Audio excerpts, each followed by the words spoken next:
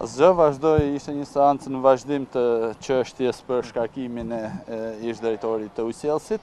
Ishte një seancë e shpejtë në të cilën u pranu kërkesa për të thirrë dhe për dëgju dëshmitarët. Sa dëshmitar janë? Ishte edhe jona.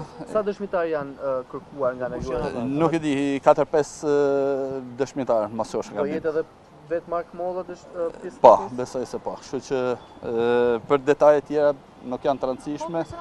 Është tani nuk e di a lejohet t'i them unë t'i bëj publik emrat, është besoj kompetencë gjykatës t'i bëj apo jo publike. E rëndësishme është që ishte një seancë rutinë normale për ku miratu kërkesa për të thirrë dhe për dëgju dëshmitarët e tjerë. Për një çështje që nuk është çështje në fakt, por që siç e kam thënë vazhdimisht që në fillim të saj ka qenë një çështje e stisur politikisht në mënyrë që të dëmtohej jo vetëm Bashkëpahia, por edhe Partia Demokratike në fillim të fushatës elektorale të zgjedhjeve të 11 maj. Ka patur efekt kjo zoti Spahia?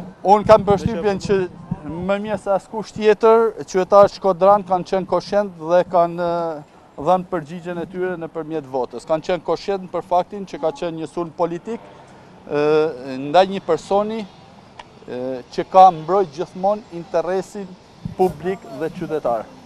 Kështu që përgjigjen e kanë marrë me votë.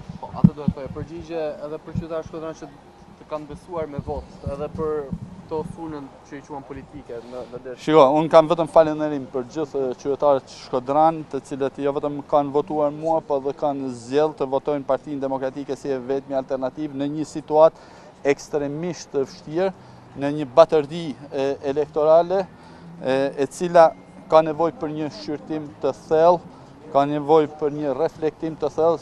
Unë mendoj se qytetarëve shqiptar duhet t'i rikthehet e drejta e votës, e cila është eliminu, është asgjësu nga një mazhorancë krejtësisht e papërgjeshme, e cila prej 12 vitesh tashmë nuk lejon që qytetarët shqiptar të shprehen nëpërmjet votës së lirë. Ka një koshiencë tani dhe një mendim, besim të generalizuar që vota shqiptarëve është tjetërsuar në mënyrën më të turpshme të mundshme. Ka pas një maskarad elektorale për cilën jemi koshient të gjithë dhe ka një nevojë për një reflektim dhe reagim të shpejt dhe të fortë atyre që kanë marrë përsipër të tjetërsojnë vullnetin e qytetarëve shqiptarë dhe të bëjnë krimin më të shëmtuar të mundshëm për një vend demokratik dhe për demokraci. Zoti Spahia, më lejoni të bëj pyetje. Partia Demokratike quan farc, ju maskarad nga të cila keni dalë fitues. Si ja doli Shkodra t'i mbrojë votat dhe 11 qarqet e tjera jo? Ka qenë një luftë e jashtëzakonshme në kushte krejtësisht të pabarabarta, me shtetin të bërë një me krimin, me përdorimin e gjitha resurseve publike, shtetërore, në funksion të tjetërsimit të vullnetit edhe të qytetarëve të Shkodrës.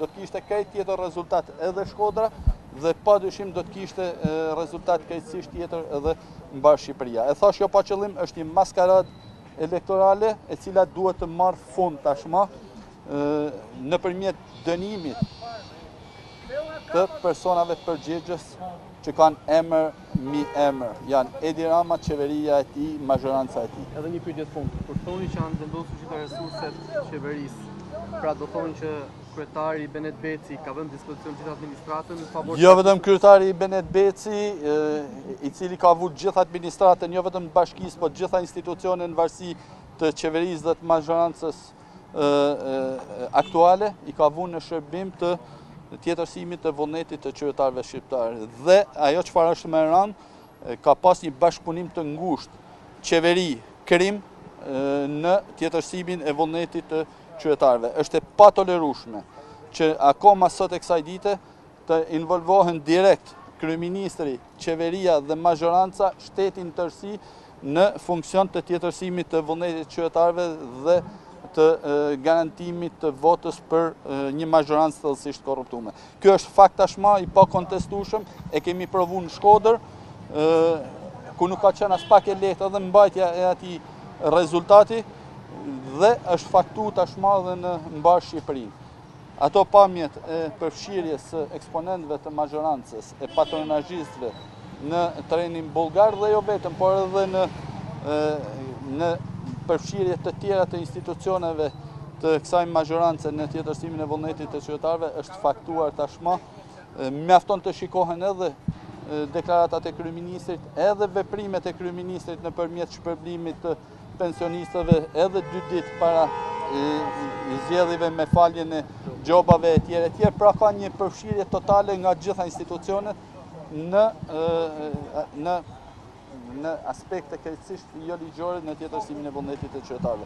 Kjo e thash jo pa qëllim, është një maskaradë e vërtet, to vetëm zgjedhje nuk mund të jenë, jo vetëm opozita, por duhet që çdo qytetar i ndershëm i këtij vendi, çdo intelektual të ngrejë zërin fort për një të drejtë madhore, thelbësore, siç është e drejta e votës së lirë për çdo qytetar shqiptar, i cila sot është asgjësuar. Faleminderit.